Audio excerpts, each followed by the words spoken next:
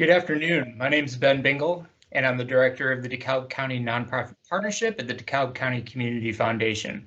We want to thank you for joining us today for our Grant Seekers Workshop webinar. Now, before we get started, we have a few housekeeping items. First, we are recording today's webinar, and that recording will be sent to you by email along with the slides and an evaluation link so that you can provide feedback about today's session.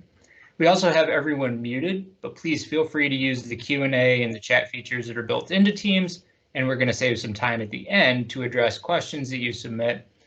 You can also send those privately to me in the chat if you prefer.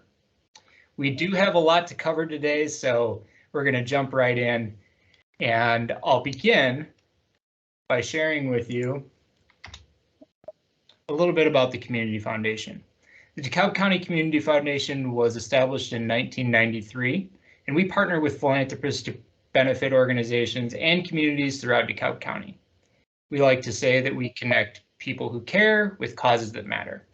Currently, we manage over $50 million in charitable assets, which allows us to distribute over $4 million a year in grants and scholarships.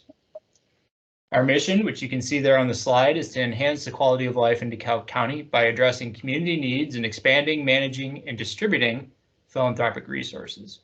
Now, we do this in a variety of different ways, but as you may imagine, grant making is a key component of our work. When thinking of the Community Foundation, it seems most people are familiar with maybe one or two of the grant programs we offer. Yet, in fact, we offer quite a few more. And of course, you may only be eligible for one or two, but today we're going to take a very inclusive approach to provide a little bit of information about a lot of different funding opportunities. And you see those listed on the slide here. Please know that we're only going to scratch the surface today, so there are guidelines and details associated with each of these grant processes. Be sure to visit our websites to learn more, to check your eligibility, and also to review details before applying.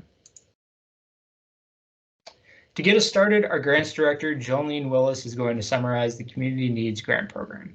Jolene? Thank you, Ben. Starting with the Community Needs Grants Program, as everyone knows, it's an online grant application.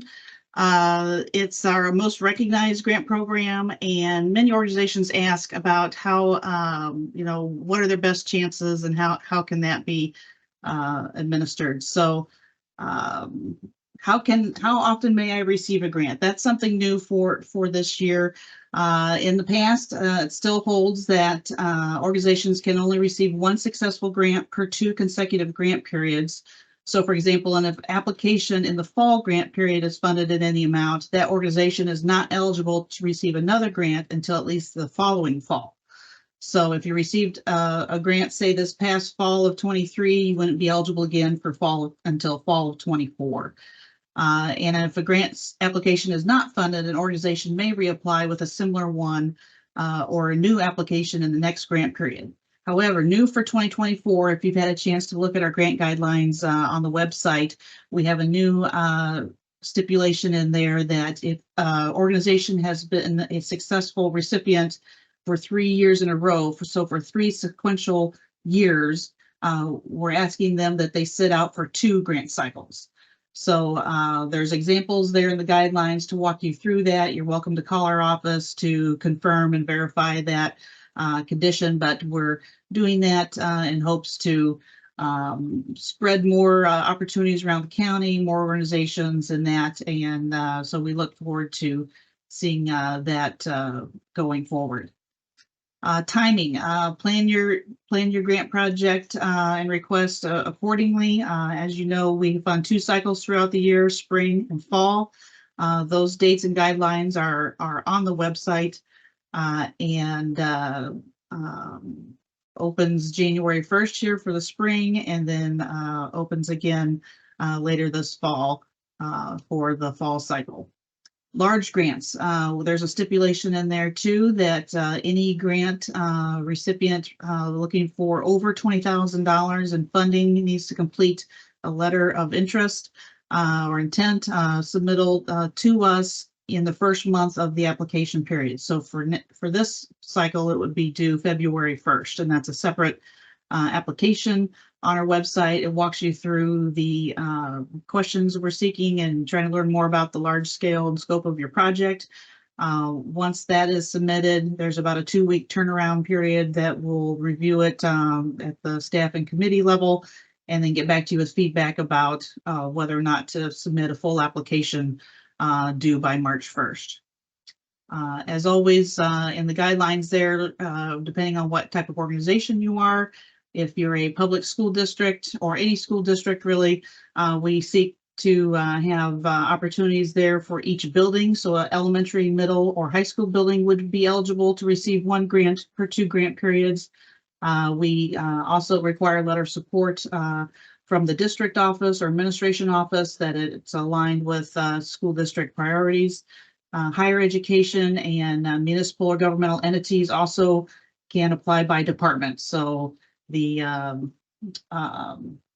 public safety department could apply, community development department could apply within a municipal organization, say. So those are all things to keep in mind as well.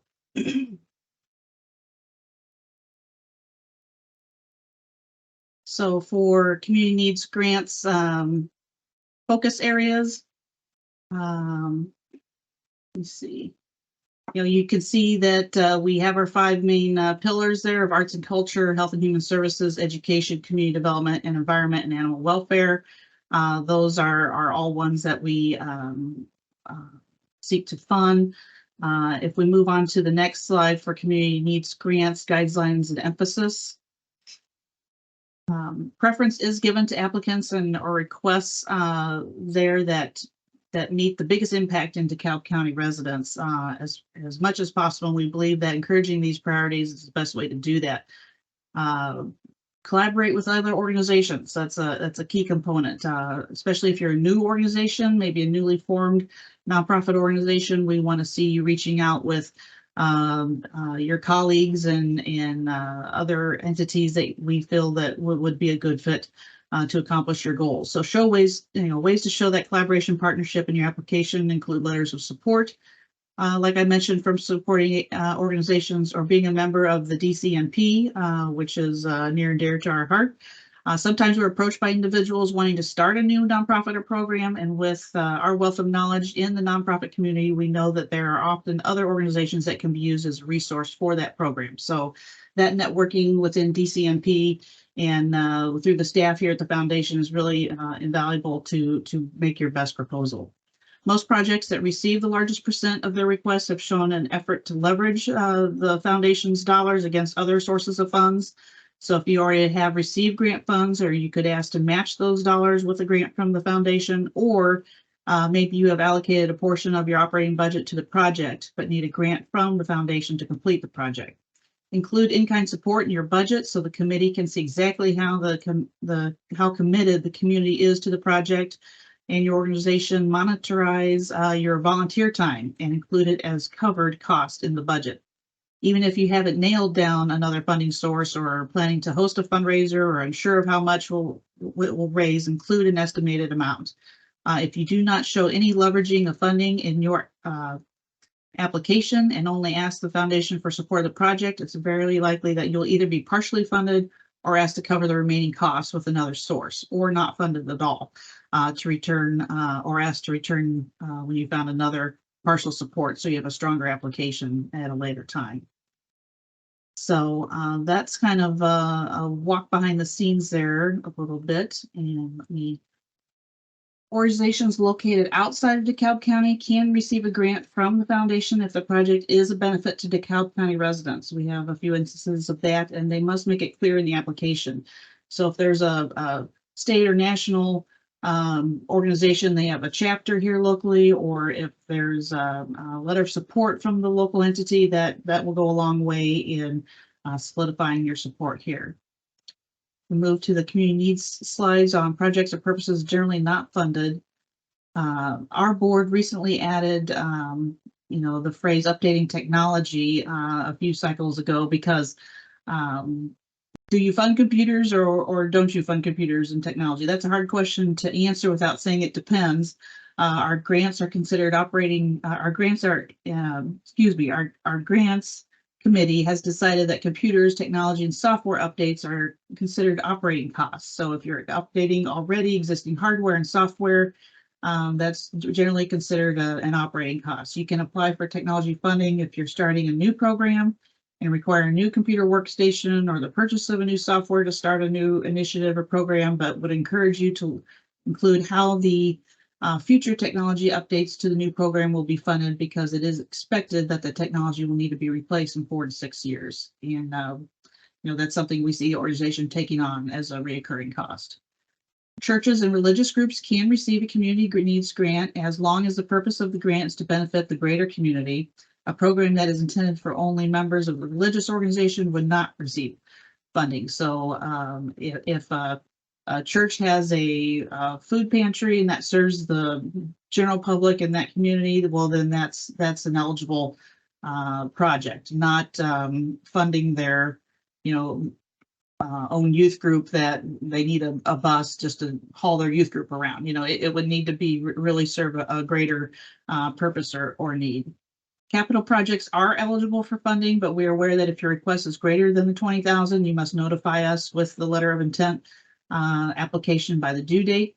And requests to reduce your mortgage or debt payments are not eligible for funding.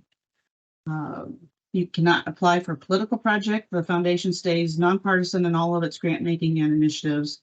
And few or many individuals may benefit from a grant, but we cannot fund projects for the benefit of one individual or entity. And so that's the community needs program in a very quick overview. And I'll move on next here to the Wurlitzer Foundation fund grants. The Wurlitzer Foundation also runs in sync with our community needs application period. So applications are due March 1st and September 1st, offered twice a year. It's to support music education in DeKalb County and across the greater Chicago metropolitan area. Emphasis this year, if you note the guidelines on the website, is placed to prioritize DeKalb County projects a little higher this year. So George Buck, his contact information is located there on the screen, George at DeKalbCCF.org. He is our consultant who used to work for Wurlitzer and has a long history and knowledge of that organization and their funding priorities and goals. But you can see there from the bullet points what they involve and what they support. So grants are generally 1,000 to 10,000 in range, and they have an independent board of advisors that review those applications and make those allocations. On to promise grants. We have a great history with this program. In 2023, a little over 8,600 was granted out to this program, and it supports charitable and community organizations that provide services to underserved and often dismissed populations in DeKalb County. The purpose of the Promise Grant program is to inspire, educate, and empower individuals who may experience extraordinary challenges due to their ethnicity, immigration status, and abilities. Organizations are encouraged to apply for a Promise Grant to enhance already existing programs, not to create new programs necessarily. The committee tries to fund the applications based on how well the proposed project fits with the Promise Grant guidelines, and all guidelines for our grant programs and press releases of past awardees can be found online. I do want to touch on that. Our grant programs all have a great section there. If you scroll down the page past the application logins, that we post past awardees and short descriptions of their award and project scope. So I encourage you to kind of look through there if you're not familiar with our programs to get a better idea of past awardees. Moving on to emergency grants. Ones we hope aren't having to be used, but they're available in time of need, and those can be accessed for up to about $2,000 per grant. It's to assist nonprofits in experiencing an urgent, time-sensitive funding need created by an unforeseen event that interrupts essential services. It wasn't part of your capital plan to replace this piece of equipment, or just something really disrupted the service, or it's an urgent need for your operation to continue. For example, so, a natural disaster related impact is obviously a very relatable expense here that would be very unforeseen. And so it's a limited budget that we have for the year, but we do have these funds available. It's not for unforeseen opportunities necessarily. So it's not for a school field trip or opportunities or for routine capital replacement projects that should be part of your routine maintenance schedule. So, for instance, natural disaster pretty much sums up what this need is based for, and we have those funds available and have helped quite a few organizations over the years. So as I mentioned, applicant tips, moving on to that, what we want to see across all of our responsive grant making programs, is mostly common sense there. If we really encourage you to read through our website, read the guidelines.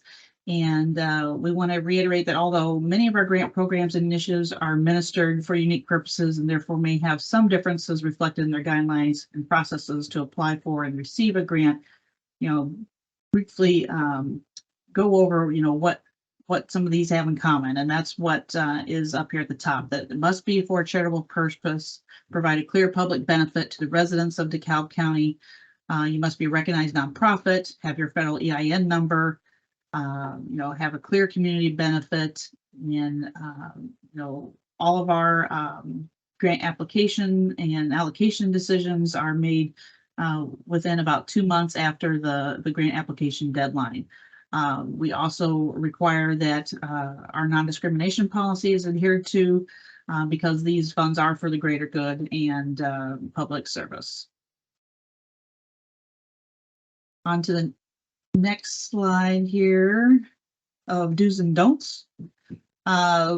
Pretty much what we see is I think what you can anticipate with a lot of grant projects out there is, we're not a huge staff. We don't have all the time in the world like a lot of people, but things we do like to see is review the project, especially large requests, with grant staff ahead of time. If it's kind of an unknown project or maybe you're new to us, please contact us with what your project is, what you're thinking, so you don't waste your time in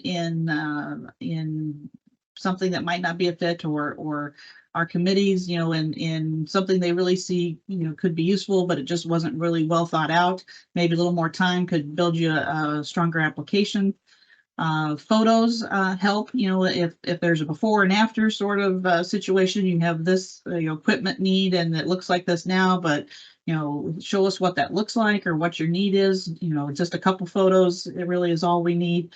Any new organizations out there, we do encourage you to contact us ahead of time, to right size those requests and project scopes. Review our past awards, as I said, review our guidelines. It's part of the grant application to check off that you've done that. And sometimes we look at applications and we thought if they just read it through a little more thoroughly, they would see we're asking for something different here. And complete your grant reports. Those are important to us as we monitor how funds are used and allocated around the county. And follow-up pictures there are greatly appreciated in the grant reports to help us demonstrate what's going on in the county and how those funds are used. Some of our don'ts are included incomplete application, where we have to comb through and then notify you that it wasn't sent to the committee because it was incomplete. Lack of local support or no collaboration. We've seen those as well, and just it's unfortunate, but we'll have to send it back. Don't copy, cut, and paste and use old applications for new requests. We can tell if there's been some recycling going on. So really help prepare your application in your current need and current voice. And don't bury us in paper either, because while we want complete information and complete accuracy, and things and photos and all of that, if you think a document's going to be really too big to send to us, please let us know and we can help you, better gauge whether that's appropriate to submit. and vague project budget. The matrix we provide you is pretty self-explanatory. Just put your detail in there on who's involved in the project, who's being allocated for what, and we can go from there. So that's all I have for the 4 programs I had to cover, and I know I glossed over a lot of that, so I look forward to any emails or follow-up questions. Next, we have Noah Norbrock, our Donor and Services and Marketing Director, and staff advisor, who's going to review the YEP program and grants opportunity there. Noah? All right. Thank you, Jolene. So again, Noah Nordbrock, Donor Services Marketing Director and YEP Staff Advisor. So before I jump into the grant program for YEP, I just want to define a little bit about what YEP is. So that is Youth Engaged in Philanthropy. It's high school students. This is a youth-led committee. The membership here for that runs all of high schools in DeKalb County. This is our 15th year of the program, and we have about 80 members representing 10 different high schools. This committee meets monthly throughout the year. They participate in some volunteer activities. Sort of the big idea with them is we want to teach them all about what philanthropy is, what are nonprofits. We want them to build an understanding of the different youth needs in the community. And then we also want them to learn how to analyze grant applications and understand what that looks like. And then, of course, we want to award some funding to programs and projects that will benefit youth in the community. Next slide. So what are YEP grants? So YEP grants, we aim to enhance the quality of life for youth in DeKalb County. That's the mission of YEP, and our grant program follows that as well. So our grants, we want them to enhance the quality of life. Projects considered for funding, they have to be dedicated to the community. Of course, they have to be directly involving youth in some way, shape, or form. We want them to promote youth empowerment and leadership. The maximum request is $2,500. This is an online grant application. And what makes this program a little more unique is that it's youth-led. So what I think is one of the really cool parts of this is that the members will actually come and visit you. So you apply for a grant, you request some funding.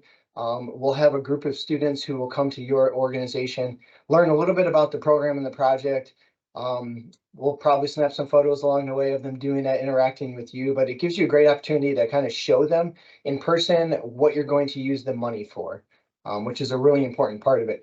And just something to note too, that this group of students who comes to visit you, this is the group that will represent your grant application in our membership. And so we have a meeting in April for YEP, and this group will be the ones that will not determine, but they will talk through your request, and they will allow the rest of the group to hear any findings that they have, and they will also make a recommendation whether or not we should fully fund, partially fund, or zero fund your application. Next slide. The grants here, they're available to nonprofit organizations and any eligible community organizations serving DeKalb County. So they're also available to places like schools and any libraries as well.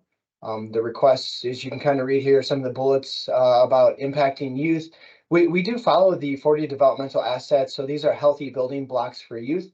On the website, when you go to apply, there's a link there for a PDF form. You can take a look at that and kind of see what those different 40 developmental assets are. If you're touching 1 or 2 of those, fantastic. If you're reaching 10 to 20 of them in your application, even better. But just want to make sure that you look at those before applying. And then, of course, we wanted to have some accountability and a defined measure of impact too. So the grant guidelines are also available on our website, so you can take a look at those as well. We do have some applications that preference is given to. So any of them that involve youth in the application process. So if you have some students that are helping, maybe they're the ones actually filling out the grant application, or they're sitting with you and they're helping to fill it out, that's going to actually weigh a little bit more for a preference. Also, any of that address mental health. Mental health is the #1 youth issue all across. And when we surveyed our YEP members, they all told us that's the issue right now affecting youth in DeKalb County the most. So we're also going to give some preference to that. And then any that work to strengthen diversity, equity, and inclusion. So we want to continue sort of hammering that point. That's a really important piece as well. So we want to make sure that we're giving proper weight to those applications. So moving on to the timeline, here's just a quick snapshot of the timeline of how this will work. So December 1st, the grant application opens on our website for YEP grants, and then it will close February 1st. So you got about 2 weeks here to apply for a YEP grant if you haven't already. I think last I looked, we had maybe 4 drafts. So typically we receive 14 to 20 applications. Because you're in this meeting now, I'll give you a heads up that we have around $17,000 to distribute this year, which is the most YEP is distributed. So I think 3 years ago we had around 17,000, but this year we have a little bit extra. So this will be our biggest amount of dollars to distribute this year. So between February and April 1st, the members will begin their site visits to all the different grant applicants. And then in April, we'll have our meeting, and that's when these students will decide where the money is going to go to this year. They will present their recommendations to the Community Foundation board in late April, and then in early May, well, actually, we'll let you know first. So late April, early May, we're going to let all the applicants know what the funding decisions, what the outcomes were for those. And then anyone who receives funding will be invited to our May meeting. It will be the second Monday in May.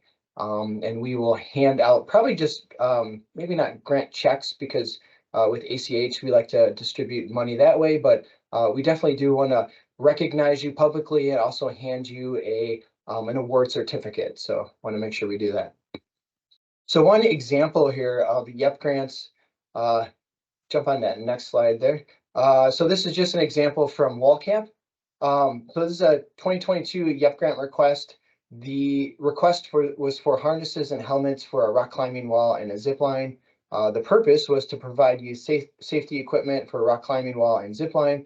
The expected youth benefit was around 350 youth campers, and the request amount was $2,100. So on the next page here, you can see the total that we actually granted to the individual, to Wall Camp. So we granted them $1,000. So this was a partial fund.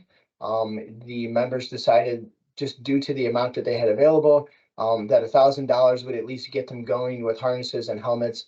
So the wall and zip line, it's open now. Safety equipment has been purchased. Some of the outcomes that they've discussed was that it promotes team building, empowerment, confidence, and more.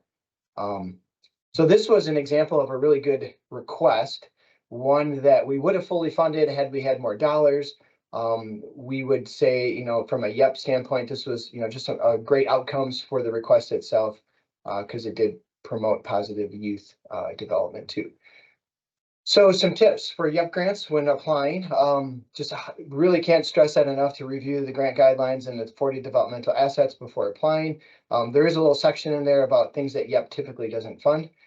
Make sure to be clear and intentional.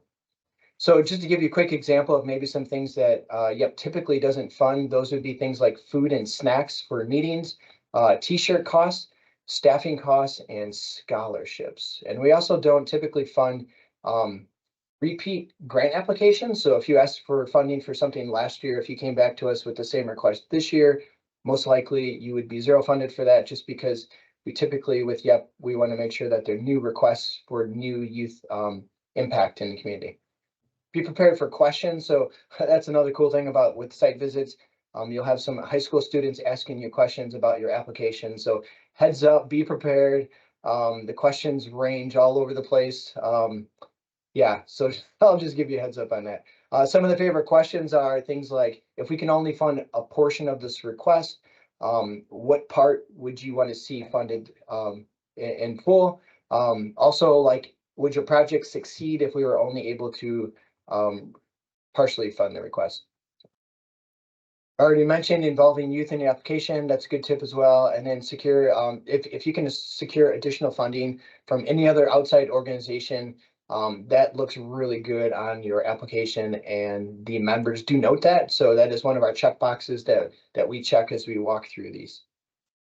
So that's it for YEP grants. I'm going to move this along here to Ben Bingo, and he's going to talk a little bit about DCNP. Okay, thanks, Noah. And a reminder to everybody joining us today that if you have questions that are coming to mind, please drop those in the chat or message them to me, or you can use the Q&A feature. We're happy to address those at the end. So now I'm going to talk a little bit about DCMP, which is our capacity building program here at the Community Foundation. We're a membership-based program, and so last year we had over 180 members all throughout DeKalb County, some located outside of DeKalb County that offer services here as well. But really, we exist to help strengthen nonprofit organizations, and we do that in a number of ways. You can see those main areas listed there through leadership, professional development, and collaboration. You can always learn more about what benefits we offer, and you can become a member or renew by visiting dcmp.org. So what does DCMP do? Well, we work together with nonprofits and others to collaboratively strengthen the sector in DeKalb County. What does that mean? Well, you can see some of our benefits listed here on the slide. We offer year-round training and professional development for our members on topics ranging from HR to strategic planning to fundraising to volunteer management and recruitment. Those topics are driven by our members. It's very important for us to have that feedback loop in place so that we can ensure our training is timely, relevant, and valuable for our members. So we offer that year-round. We also have an annual conference called Nonprofit Day. Many of you have participated in that in the past. We do that in September, and just a great day to come together, to learn together, and to network with other nonprofit leaders in the county. Throughout the year, we offer coffee and conversation as well as marketing meetup. Coffee and conversation takes place on a monthly basis, and we have a conversation starter each month or an open topic if that may be the case. And it's a great way to build relationships, to network, and also to raise up any issues or challenges that you have while using the brain power in the room as a sounding board. So those meetings are fantastic, and marketing meetups are kind of a similar format, but they're quarterly and focused solely on marketing and outreach topics. We also offer, typical networking receptions that you may be accustomed to. Great chance to meet others working in the sector. And then at the bottom of the slide, you can see some of the things that I'm going to talk about in more depth in the next few minutes. Give DeKalb County, the internship program, fly grants, and our professional development micro grant program. First up is Give DeKalb County, and this is our annual philanthropic event. This year it's on May 2nd, 2024. For future reference, it's the first Thursday in May, whatever date may fall on that. We've been doing this since 2014, and since that time, Give DeKalb County has raised over $8.7 million. Just last year alone, it raised over $1.8 million through 8,306 donations. Now, why are we including it in our Grant Seekers Workshop? Well, because the donations are made to the DeKalb County Community Foundation, whether that's online during the 24-hour giving event at givedekalbcounty.org, or if it's by mail during our mail-in donation period. We also offer a donation drop-off period here at the Community Foundation. But the point is that those gifts are made to the Community Foundation, and then they pass through the foundation and out to those participating organizations as grants. We treat them as grants anyway. So that has a variety of different benefits. One is that you don't have to necessarily deal with the transactions associated with that. The donors are getting their acknowledgement letters right away. And you may receive 100 different donations during Give DeKalb County, but then you receive that one single check that is net of fees and also adds in your percentage of the bonus pool. So it's convenient for many organizations. A couple of requirements there as we look at eligibility. You must be a 501c3 that's located in or serving DeKalb County, legally registered to fundraise in Illinois, and a member of DCMP by March 1st to participate. Each year, registration for Give DeKalb County opens on February 1st. And one thing that I would encourage you to do, whether you're new or a longtime participant, is to attend Give DeKalb County trainings. We go into much more depth, and we are very strategic about what topics we include in our training as we try to come alongside your efforts and provide resources for you to be as successful as possible during Give DeKalb County. Moving on to the internship program, and this has also been going since 2014. It's been a tremendous partnership between DCMP, a couple of different departments at NIU, and also the Roberts Family Foundation. At this point, this is a program that's placed 244 undergraduate interns with over 50 different DCMP members throughout the county, and those interns have performed nearly 30,000 hours of total service in DeKalb County. This is also a little bit strange, perhaps, to see included in this workshop, but one really compelling piece of this program is that we're able to extend $575 grants to organizations that participate, and that grant is then passed on to the intern as a stipend so that they're paid for their internship. And so another kind of atypical grant program that we offer here, but one that has yielded some tremendous outcomes. And I know many of you joining the meeting today are regular participants in this. To be eligible for the internship program, you must be a DCMP member. It is an online application. You're not going to find that on our website. Instead of that, we share the application through our DCMP e-newsletter twice a year. So that takes place in either November or December if we're planning ahead for the spring semester, or in May or June if we're planning ahead for the fall semester. I'm your best contact to learn more about that, but one tip that I do suggest is that once you see that come across your inbox, if you're interested, we encourage you to apply right away because those spots fill very quickly. Next up is a new grant program that we launched in 2023. This is really for those organizations that are interested in hosting interns or interested in paying interns, but maybe want a little bit more flexibility. The internship program has a tried and true process around it. We, have all of these, great supports built into that program. Future Leaders internship grants allow organizations the flexibility to, recruit their own interns, to maybe seek an intern that's high school aged or could be undergrad, like our traditional internship program. But it could also be graduate level interns. So you have more flexibility there. Maybe you want to specify your length of the internship. Maybe this is just during spring break or over the winter term or during the summer. And it also opens the door for you to recruit interns from anywhere. Our traditional internship program is a partnership with NIU and the Roberts Family Foundation. So that means the interns are undergraduate students at NIU. You might have inroads at other universities or colleges or community colleges. So these offer matching grants up to $500 for those organizations who are looking to pay their interns. There's limited reporting requirements for this. It is a quick turnaround. We accept grants on a rolling basis, and so there are no hard deadlines with this. It's open on an ongoing basis, but one thing to note is that your organization is eligible for just one grant per 12-month period. So if you apply this coming March, you wouldn't be eligible again until the following March.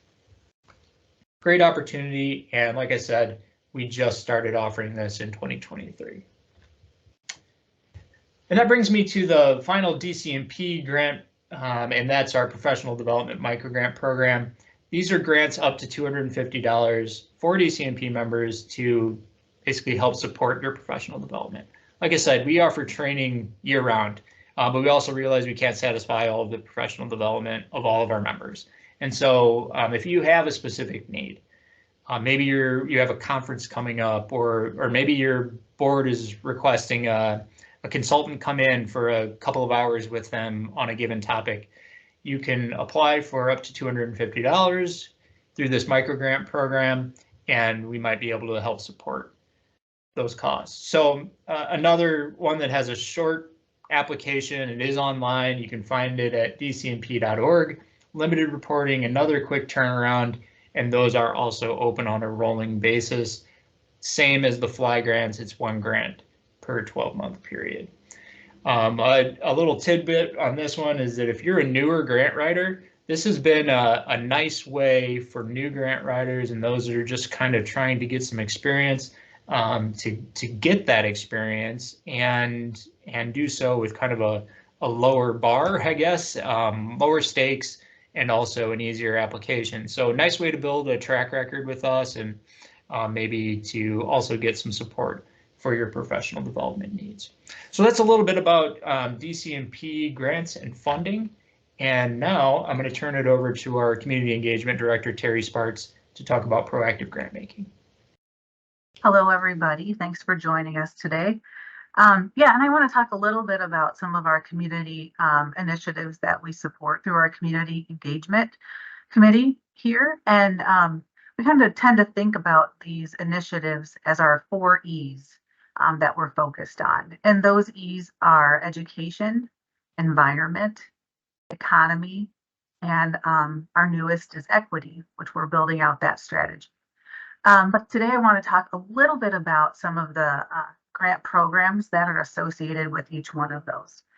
These are a little bit different because they're not, you'll learn this as I speak today, but they're not always open grant applications. There's different timing for some of these where we may or may not be offering some of these grant programs in certain years, depending on the other funding priorities in that issue area. So today, though, I want to start with talking about kindergarten readiness.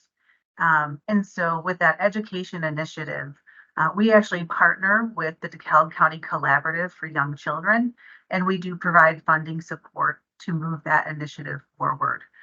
So that's a collaborative effort countywide with different stakeholders and organizations and service organizations that work directly with our youngest learners and families to better prepare them for school and life success, and to work with them on the importance of supporting your child in those early years and getting them ready for school. And one of the grant programs that we support in that is our Kindergarten Readiness Toolkit grant program. This is a grant program that opens in mid-October to December. December 1st is usually the close. And what this is it's a grant program that is open to kindergarten programs, both public and private, that are located in DeKalb County. And applications become open in mid-October, and you can apply to receive a kindergarten toolkit for each incoming kindergartner to your program. So we've run this program. This is our 6th year, actually.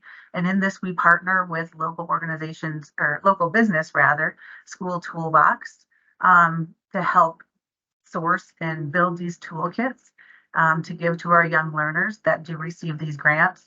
And then also the DeKalb County Farm Bureau provides a farm matching game that is also, and now I see your comment, thanks, that is also a part of these toolkits. So it's a collaborative effort. And these toolkits, actually, we're underway and building them right now. As Noah spoke about YEP earlier, our Youth Engaged in Philanthropy students actually help us build the toolkits at School Toolbox. So it's kind of a neat way that we have collaborative partners throughout the county, as well as engaging one of our other programs here at the Community Foundation. All right, next, I'll talk a little bit about our workforce development initiative. We have a workforce development committee that meets monthly here, and that means a lot of different things to different people these days, but to us, we have decided through a countywide survey of employers that they are, we ask them what skills they're looking for when they hire people in their workforce, and they say we can teach the hard skills, but we can't teach soft skills. So we call soft skills essential skills. And what we've done is, you'll see the graphic there is our essential skills wheel for success. And in that wheel are 16 different skills that employers say they would love to see incoming employees have and be ready to go. So those are some of our team building skills, our communication skills, interpersonal skills that we're really trying to build. With this initiative, we really try to do that and starting with some of our younger learners. So we target this program for middle and high school age youth in DeKalb County. And we have offered grants, but we are not offering them at this time. However, we do have an essential skills video series and resource guides that are a free resource to schools and or organizations that are youth serving. So each one of the videos, there's 5 that were locally produced with local students, are a free resource to you and your organization if you'd like to use them in your programming. If you'd like to do that, please reach out to me for that information. And then another one of our E's is environment. And in that, we are focused on watershed planning and improving the health of our Kishwaukee River and our water quality within that. We support this in many different ways, but from the outward facing way that we support it is we oftentimes will offer implementation grants that can be used to fund projects that are associated with water quality issues. So there are some stipulations around that. Grants must be used to implement and or support DeKalb County watershed plans. So if you go to the website at the bottom of that page, DeKalb County Watersheds IL, there's information about what a watershed is, why it's important, but also the completed watershed plans that we have helped fund in DeKalb County. Within those plans, there are recommendations. So a plan takes nearly 2 years, actually 2 years to complete and get approval from the EPA. But once approval is given, communities that fit within that watershed planning area can then leverage that plan to receive other IEPA grants or leverage it for other grants to do some of the implementation projects that are listed within that plan. So there's a lot of great information in there. So I encourage you to go and check out that DeKalb County Watersheds-IL to see if your municipality or your organization may fit into one of those and you have a possibility for funding. And then last but not least, economy is our another E. And many of you that are from a municipality or one of our communities have probably heard about our economic development implementation grant program. This is an online application and up to $20,000 could be used, applied for and utilized for a community economic development implementation project. So this is kind of a part 2 of this program. Years ago in 2016, the Community Foundation allocated $300,000 to incentivize each one of our communities to have develop an economic development plan for their community and a vision. And so with this grant program, we have allocated another $300,000. So each of those plans can bring some of their projects to life, and our municipalities can bring those projects to life that are indicated in their plans. So the eligibility is you must be a municipality working in partnership with the municipality on moving a project forward. You must have a plan, a completed plan. And these grants are available through December of 2024. This has been a 3-year program. Some of our communities have utilized their dollars, but there are some that actually still have dollars available. So we look forward to receiving those applications this year.